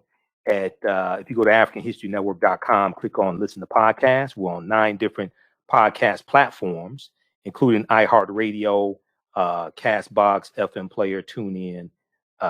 So wherever you get your podcast from, search for the African History Network Show, the African History Network Show, also wherever you get your podcast from. Okay, we're going to go back to Wadsworth for a quick minute. I got to wrap up with Wadsworth and then get back to this, because as I was saying during the break, hold on just a second, Wadsworth. As I was saying during the break, I got so much information here, Dr. King. I've only gotten through barely gotten through 20% of the information I have. So we're going to continue with some of this throughout the week, okay? But go ahead, Wadsworth, with your last comment. My last comment is this, Michael. If you're not, I don't know if you're aware of this, but if you know about Byron Allen, he just purchased Right TV for NGM-TV. The Griot TV, Byron Allen, the Griot TV. Yeah. I've talked about it here on this show. Now he has that network, and you can watch that network. I'm a part of that. I'm part of that network, and I'm so excited to help promote that network in the Detroit area, because it's on 3.1 WHN Detroit. Right. Now, Wadsworth, I don't know if we are supposed to use this station to promote that. I don't know. Okay, because usually they don't do that. but I get your point, though. Well, the point I want to make is it's so awesome that it's so awesome that we have one black we have one black person that actually doing something for that. Right. No, he's doing some good things. Yeah. We share articles from thegrio.com here, and I've talked about him launching his network. He has April Ryan as a White House correspondent also. Okay. All right. Thanks, Wadsworth. Call back tomorrow night. Okay. All right. Yeah. And check out the articles from thegrio.com as well. Okay. Let's see. Okay. Let me get this other call quickly here. We've got Willie. Willie, line 2. Willie, welcome to the African History Network Show. Thanks for holding. Tell us where you're calling from, Willie. Hey, Mr. Imhotep, and good Sunday night. I'm calling you from the Motor City, okay, aka Detroit. Okay. Hey, I'm really. You can tell I'm really enjoying your program tonight. Oh, thank you. About the great Martin Luther King Jr. Mm-hmm. But you reminded me of something. I saw years ago on another journalist program. Okay. His program was TV, mm-hmm. and he was just like yourself. He would really bring, information. Was that Tony Brown? That the media passes over. Was that? No. His name was Mr. Hodel. He was on TV 33. Okay. This was some years back. Oh, hold on.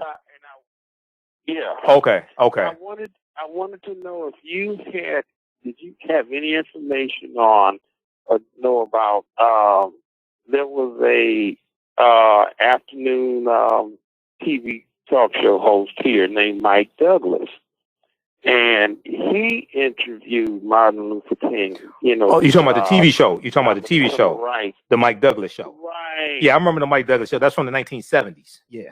I remember the Mike Douglas show. Okay. Man, I haven't heard of Mike Douglas in years, man. No, but this is what I'm saying. Yeah. Mr. Hodel showed a clip where Mike Douglas interviewed Martin Luther King, and I, you know, it's been some years back. I've seen that clip. Foggy, but yeah, I've seen that clip. I've seen that clip. Yeah, okay. It's on YouTube. So you know about it. It's on YouTube. Okay, well, great then. I'll have to check it out. But I do believe the subject was similar to what you're discussing tonight about, you know, how MLK and the civil rights movement. You know, it was about empowerment of Black people here in America. So yeah, he was. That's what I wanted to know. Yep. Okay, man. Keep listening. Thanks, Willie. Thanks for calling in. Okay. Okay, and have a good night now. Okay, thank you.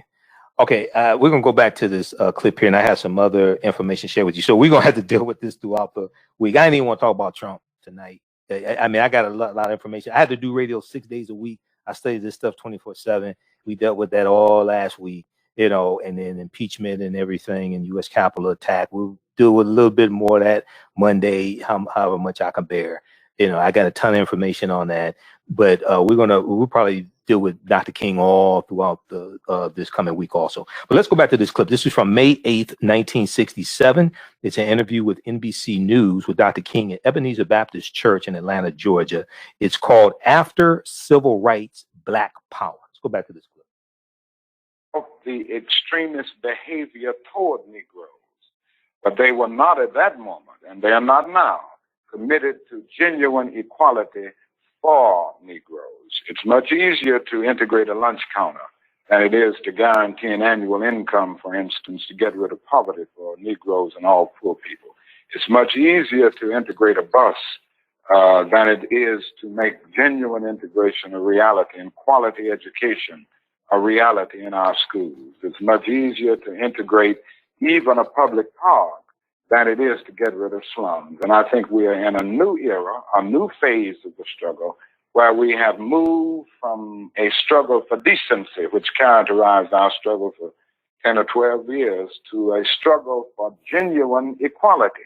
And this is where we're getting the resistance, because there was never any intention to go this far. People were reacting to Bull Connor and to Jim Clark rather than acting in good faith for the realization of genuine equality.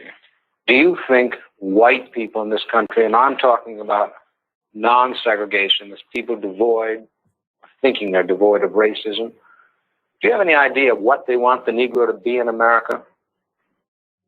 Well, it depends on the level that we are talking here, because I think you have to make a distinction between the people who are genuinely and absolutely committed in the white community on the question of racial equality. And I must confess that I think they're in a very small minority.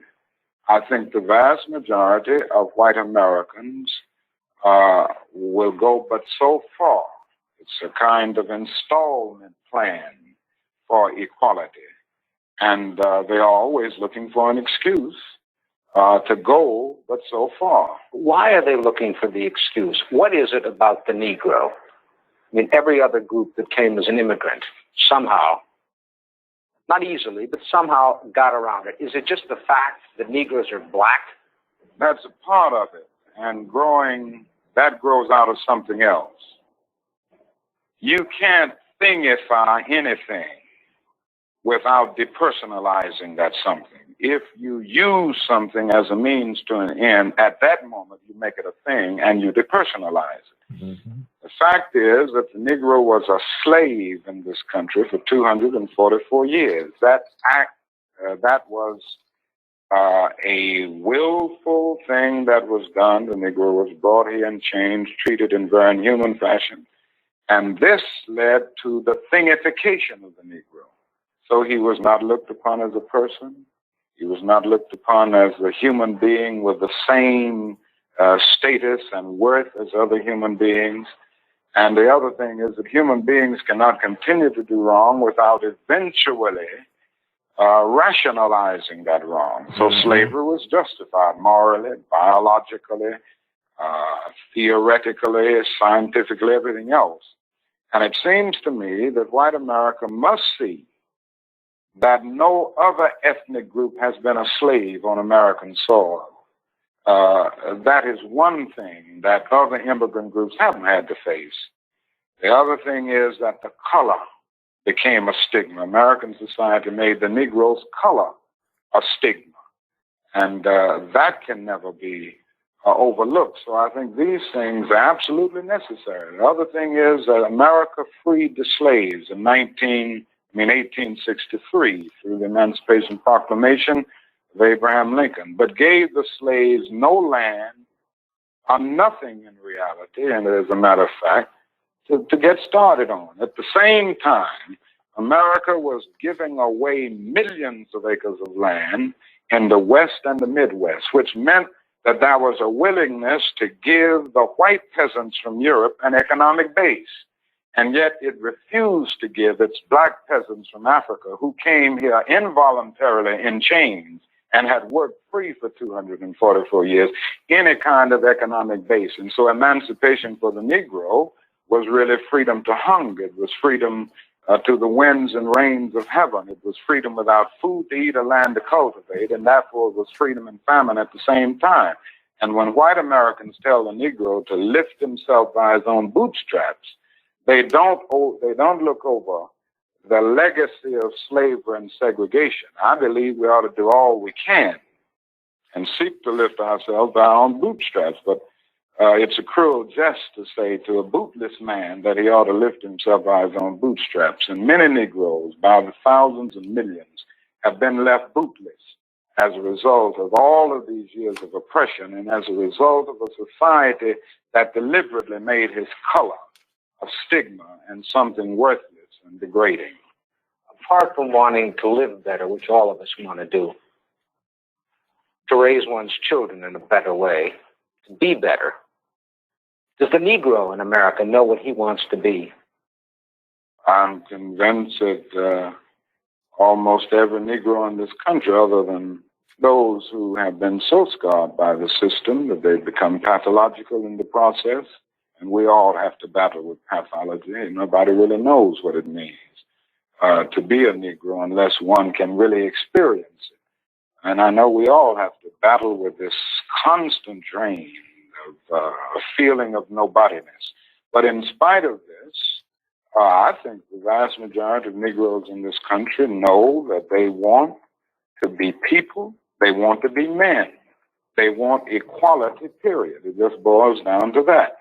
And we haven't been able to be people. We haven't been men because of all of the conditions that we've lived with and the syndrome of deprivation surrounding conditions, whether it's in housing, or in the economic area, or in schools, or in the vicious credit practices that we face in the ghetto, and all of the problems of closed doors and constant defeats. But in spite of all this, I think we all know, basically, that we want to be men. We want to be persons judged not on the basis of the color of our skin, but on the basis of the content of our character. Did you know pause it right there. Pause it right there, Jalen. Pause it right there. All right. So that is from NBC News. That is called After Civil Rights, Black Power. That's from May 8th, 1967, May 8th, 1967. It is on NBC's website. It's on NBC News website, and it's on their YouTube channel also. Okay. So we'll post this link here. We'll share some more of that on tomorrow's show. I want to go to this other clip. We're going to go to Dr. King's speech on economic justice, Jalen. Just a second. So one of the things Dr. King was talking about in that interview and other interviews and speeches is how even white people who supported the civil rights movement in 64 and 65, and they were they felt horrible about Bloody Sunday, okay, March 7th, 1965, and the attack on John Lewis and civil rights leaders, and they were horrified by Bull Connor in Birmingham, Alabama, things like this, and the dogs and the water hoses. They were horrified by that. So they supported the Civil Rights Act of 64 and the Voting Rights Act of 65. But then when it comes to economic issues, now that's where they draw the line, many of them. That's where they draw the line. And Dr. King was saying they're not committed to what it is in full that we want. I talked about the Kerner Commission report, which is extremely, extremely important. You can tie the Kerner Commission report into the report that came out about September 2020 from Citibank that dealt with how the U.S. economy had lost $16 trillion in 20 years from the year 2000 to the year 2020 because of racism and African Americans being locked out of, because of racism, less African Americans being able to attain a college degree, buy a home, or get a bank loan to start a business, and the impact, the negative impact it had on the overall economy. And it also showed the impact that racism has on white people who think that racism, many of them think that it benefits them, because racism is a system of advantage and privilege distributed based upon race. Racism is a system of advantage and privilege distributed based upon race, and racism occurs when one race of people control the majority of the wealth, power, resources, benefits, privileges, land, access to education, access to opportunity, etc., and they use that to marginalize, subordinate, and do harm to another race of people. So there's a whole presentation I've done dealing with how racism has cost the U.S. economy $16 trillion in 20 years. And we air that on the African History Network periodically. So if we look at the Kerner Commission report, blackpast.org, B-L-P-A-S-T, blackpast.org, has an article, 1967 National Advisory Commission on Civil Disorders. And very quickly, we'll talk about this throughout the week also. They talk about the Kerner Commission, which was commissioned by President Lyndon Johnson, July 28, 1967. It was actually the day after the Detroit Rebellion of 67 ended. And the Kerner Commission was designed to answer three questions. It was, they wanted to look at what caused the three questions were: what happened, why did it happen, and what can be done to prevent racial disturbance in the future. What happened, why did it happen, and what can be done to prevent racial disturbance in the future. In order to answer these three questions, the Kerner Commission, it was named after Governor Otto Kerner of Illinois. That's where it comes from. That's the ostensible name, Kerner Commission. The actual name was the National Advisory Commission on Civil Disorders. So what they did was they surveyed 23 cities across the U.S., and they were looking at the rebellions that took place from 1964 to 1967. Okay. And the commission surveyed 23 cities across the nation which experienced a racial rebellion. They found that the racial disturbances were not the result of a single triggering event, but that in all cities surveyed, African Americans experienced severe economic and social disadvantages compared to whites. Severe economic and social disadvantages compared to whites. So we look at, before the break, I was talking about Republicans blocking $2,000 stimulus checks. Okay, Republicans not wanting to make a full commitment to fight coronavirus that disproportionately negatively impacts African Americans. And all you have to do is look at Mitch McConnell. Back during the summer of 2020, he let the U.S. Senate go on a recess for 1 month. They hadn't passed the coronavirus bill. Okay, they had because Democrats passed the $3.4 trillion Heroes Act in May. It was May 15th, 2020. It goes to the Senate and it died in the Senate. And then McConnell let the Senate go on a recess for a month. The $600 and $600 a week in federal unemployment insurance was set to expire July 31st, 2020. Everybody knew that. They didn't pass a coronavirus bill in the Senate to match the HEROES Act passed in the House by Democrats. The unemployment insurance expires. That runs out. The $600 a week in federal unemployment insurance wears out. Then they had time to get Amy Coney Barrett confirmed to the U.S. Supreme Court in 8 days because Donald Trump thought that would help him steal the election in the U.S. Supreme Court. The day after they got Amy Coney Barrett confirmed, Mitch McConnell sends the U.S. Senate on another recess, and they still hadn't passed a coronavirus bill. Okay?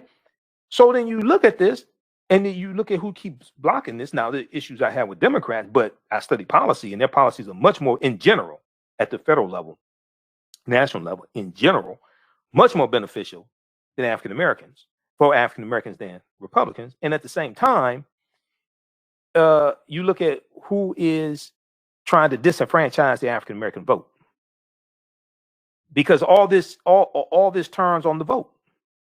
Policies are put in place by people who write laws, but they're voted in office, or they're appointed by somebody who was voted in the office. This is why in Georgia, this is why in 1963 in Georgia, and Dr. King was born in Atlanta, Georgia, Denmark Groover, state representative, segregationist Denmark Groover in 1963 implemented the runoff, the statewide runoff race. And that statewide runoff race was designed to lock African Americans out of statewide power, statewide positions, governor, senator, secretary of state, things like that. We've talked about that here on this show, and we'll probably deal with that some more tomorrow night. But the reason why they implemented it was because they said that if African Americans put all their weight behind one African American candidate and they win, like say for U.S. Senate in the primary, then if nobody gets 50% or more of the vote, then you have to go to a runoff race between the two top vote getters. So if African Americans put all their weight behind one African American candidate in the primaries, and that African American candidate wins, and you have multiple white people running in the primaries and they split the white vote, they gave white people the opportunity to have a do-over in the runoff race, and then all white people, regardless of political affiliation, Republican, Democrat, Independent, whatever, can all vote for that one white candidate to defeat the African American candidate because they have a numerical majority. White people in Georgia have a numerical majority. This is why it was put in place. So Reverend Raphael Warnock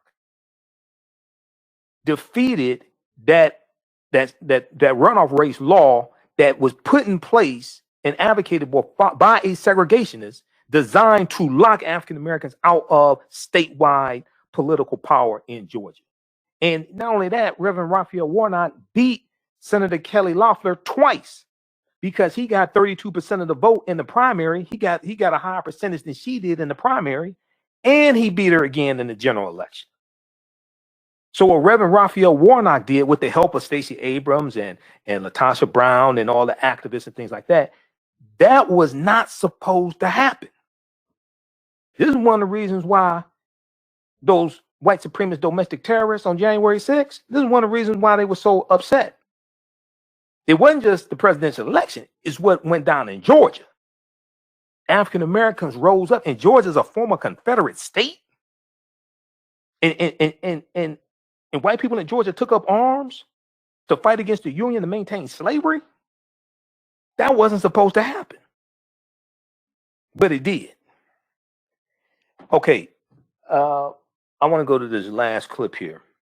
This is Dr. King. This is 1968. Dr. King in 1968 spoke at a church in Mississippi. Now, remember, February 24th, 1966, he meets with Honorable Elijah Muhammad. But in this speech here at the church in Mississippi, he puts the fight for land and the need for land front and center. Let's go to this clip, Jalen. At the very same time that America refused to give the Negro any land, through an act of Congress, our government was giving away millions of acres of land in the West and the Midwest, which meant that it was willing to undergird its white peasants from Europe with an economic floor. But not only did they give the land, they built land-grant colleges with government money to teach them how to farm. Not only that, they provided county agents for their expertise in farming.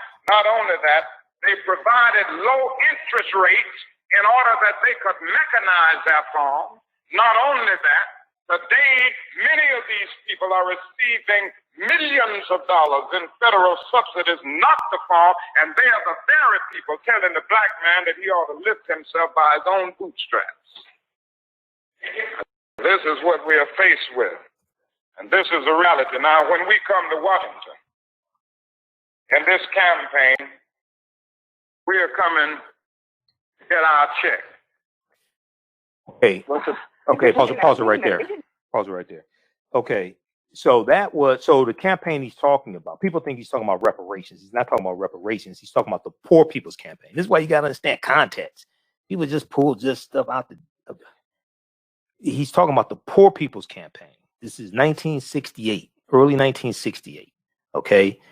So this is what Dr. King is talking about. Okay. People just try to just make stuff up, But he said we're coming to get our check. He's talking about laws and policies and how laws and policies were used to lock African Americans out of land giveaways, massive land giveaways that then allowed white people to acquire land and have assets to pass on to future generations.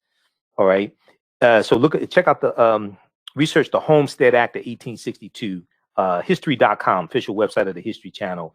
They have an article there dealing with the Homestead Act of 1862, and then also research the Southern Homestead Act of 1866. Read the article. Read the book, How White Folks Got So Rich: The Untold Story of American White Supremacy, as well. How White Folks Got So Rich: The Untold Story of American White Supremacy. And they talk about Dr. King in that speech from 1968 in Mississippi on page 74 of the third edition. Page 74 of the third edition. I just sent you an email, Jalen. We're going to go to that clip next year. We're going to squeeze that in. So I talked about Georgia and Reverend Raphael Warnock, okay?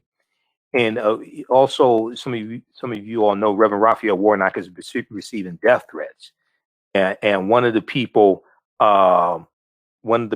who was arrested at the U.S. Capitol during that insurrection, one of those domestic terrorists, threatened Reverend Raphael Warnock. So News1.com has an article: Proud Boys member denied bail after threatening to kill Reverend Raphael Warnock. Okay, this is from January 15th, 2021.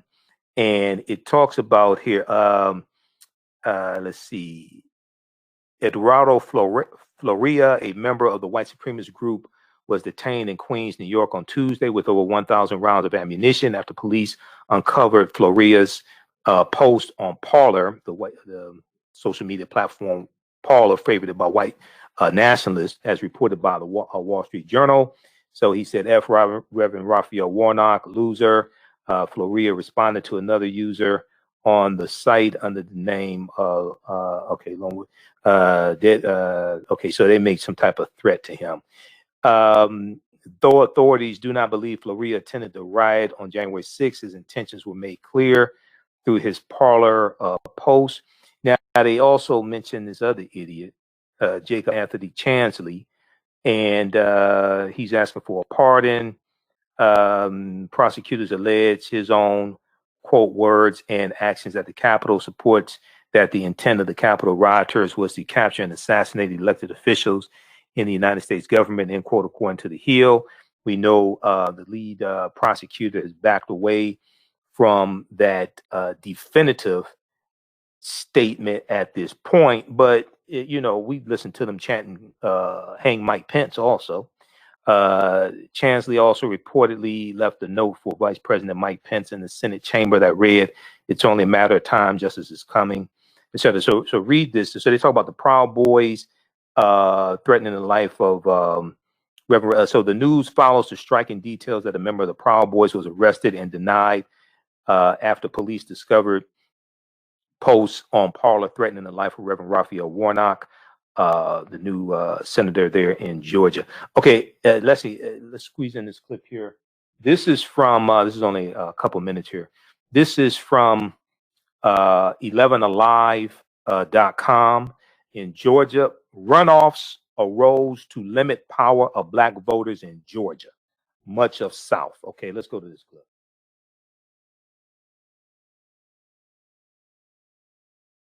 Has shifted to the center of the political universe with 2 Senate races. The process of runoff elections may seem fairly simple, but these contests once served a racially motivated purpose. 11 Alive's Joe Hankey with more for us tonight. While many Georgia voters may be familiar with runoff elections, they may not be familiar with the history of runoffs in Georgia and across the South. At the Georgia state capitol in the 1960s, a state representative named Denmark Groover led a charge for runoff elections. A federal report looking at civil rights in America calls Groover a staunch segregationist who pushed for runoffs in Georgia as a way to challenge growing black political power. And, quote, support for the majority vote plan reinforced the moderate segregationist position. It did not remove anyone's right to cast a ballot, but it was commonly regarded as hampering African Americans to stigmatize bloc voters. While still allowing black voters to cast a ballot, runoffs at the time made sure candidates representing the white majority, not the interests of black citizens, would be elected. They don't function precisely that way anymore, but one has to wonder what function they do have. Cal Jolson is a political science professor at Southern Methodist University in Dallas, Texas. He says runoffs are linked to elections in the South, requiring a candidate to have more than 50% or a majority of votes cast to win an election. Runoff is an opportunity for the white majority to come together and beat back a challenge from a black candidate. Frequently, as you know, and when lawmakers such as Groover wrote and passed laws requiring runoffs, they did not hide their intentions. Before anyone was politically correct, people spoke very directly about their sense of race and the importance of maintaining white supremacy. And that's what these electoral rules were intended to do. Currently, Georgia is only one of 10 states, primarily in the South, using runoffs in primaries. Only Georgia and Louisiana use them for general elections. Jilson views runoffs as outdated election law. There's less and less reason, and really fewer and fewer states as time goes by that use runoffs. All right. So that's from 11 Alive in Georgia. Check out the article, Runoffs Arose to Limit Power of Black Voters in Georgia, Much of South Experts Say. That's from November 9th, 2020 at 11alive.com. All right. Hey, we have the lecture that I did, The Distortion of the Legacy of Dr. Martin Luther King Jr., the Revolutionary, will not be televised on the television. We just posted the link here. It's about a 2-hour presentation. We have it on digital download and DVD. And it's available at our website, AfricanHistoryNetwork.com, AfricanHistoryNetwork.com. Also, if you like this type of information, you can donate to the African History Network, $ the AHN Show through Cash App, $ the AHN Show through Cash App, and also through PayPal, paypal.me/the AHN Show, paypal.me/the AHN Show as well. Okay. Or at our website, AfricanHistoryNetwork.com. That helps us keep broadcasting 6 nights a week, keep doing the research, stay on the air, pay some of the bills, etc. We have to get out of here. We'll be back Monday. We're here Monday through Friday, 11 p.m. to 12 midnight Eastern Standard Time, and Sundays, 9 p.m. to 11 p.m. Eastern Standard Time. Stay tuned for Pastor Mo. Remember, right now, it's correct. Wrong behavior is not over till we win. Wakanda forever. We'll talk to you tomorrow night. Peace. All right, stand by, everybody. Okay. All right. Also, if you all want to, if you are an African American business owner and you want to advertise with the African History Network, email us at customerservice@africanhistorynetwork.com. Customerservice@africanhistorynetwork.com. We'll let you know how you can advertise with the African History Network. Also, okay. All right. So I got a lot more information on Dr. King. I didn't even get to the article dealing with myths about Dr. King, but we dealt with some of the myths just in the information that I shared with you. So we'll deal with this throughout the week because I have a ton of information. Okay, we'll deal with this throughout the week. All right, we got to get out of here. Okay, right now it's correct wrong behavior. It's not over till we win. Wakanda forever. Happy birthday, Muhammad Ali. Also born January 17th, 1942, and happy birthday as well to Dr. King, January 15th, 1929. Then also some other people are celebrating birthdays. We'll have to deal with a lot of the birthdays on our show Monday. We just ran out of time. There's so much information here. We just ran out of time. But some other people,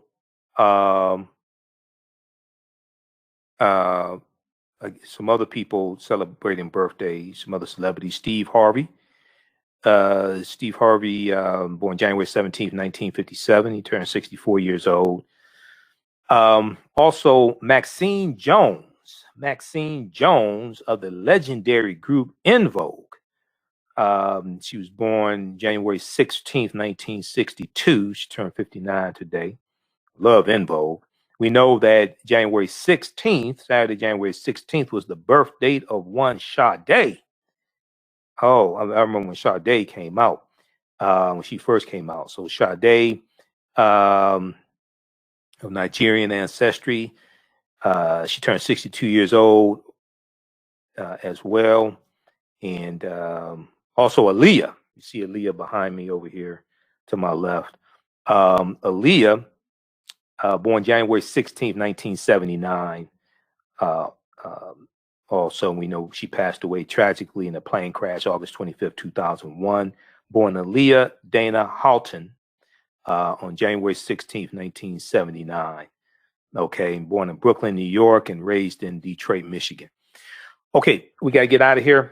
Talk to y'all too. Also, yeah, Michelle Obama. That's right. Michelle Obama's birthday is today as well. Michelle Obama, forever our first lady. She turns 57. So we'll have birthday acknowledgments also on Monday because I posted something on my Facebook page about Michelle Obama's birthday. Okay, as well. All right, we got to get out of here. Right now, it's correct wrong behavior. It's not over till we win. Wakanda forever. Talk to you all tomorrow night. Peace.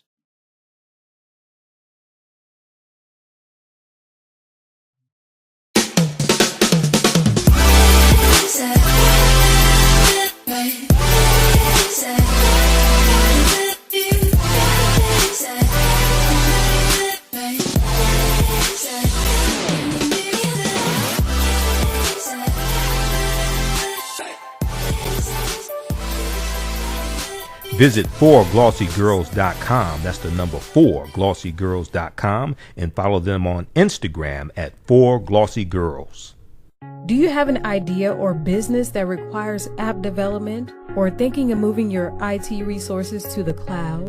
We have postpaid and profit-sharing plans for unique ideas or profitable businesses. Who can take advantage of this unique program? Entrepreneurs with unique ideas, startups, small to medium businesses. Contact us 267-209-0352. Visit nomadicsystems.net, nomadicsystems.net today. With blackbusinesstee.com, the messages are clear and meaningful. Keep your business in the black and out of the red. Mind your black business, know your numbers, and plan strategically. Black Business Boss, lead your industry. Support black business, encourage, patronize, and uplift one another. BlackBusinessTea.com currently has products sold in Detroit, Atlanta, Chicago, and Los Angeles, with proceeds returned to the black community. They have a wide selection of hoodies, t-shirts, mugs, hats, sweatshirts that support black-owned businesses.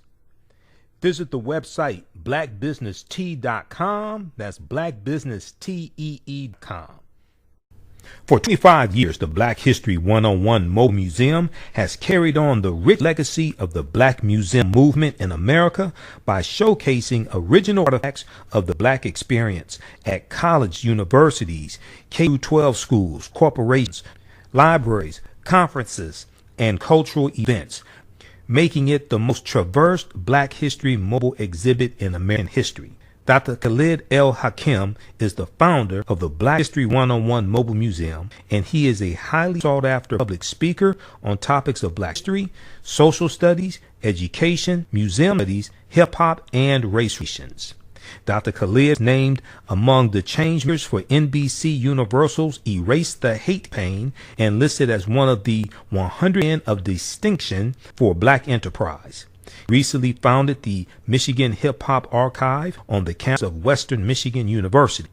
The Black History 101 Museum is currently scheduling in-person and virtual exhibits nationwide. For more information, please contact Dr. Khalid Al Hakim directly at 313-645-4197, 313-645-4197, or visit their website at blackhistorymobilemuseum.com. That's blackhistorymobilemuseum.com. You can also email him at bhistory101@yahoo.com.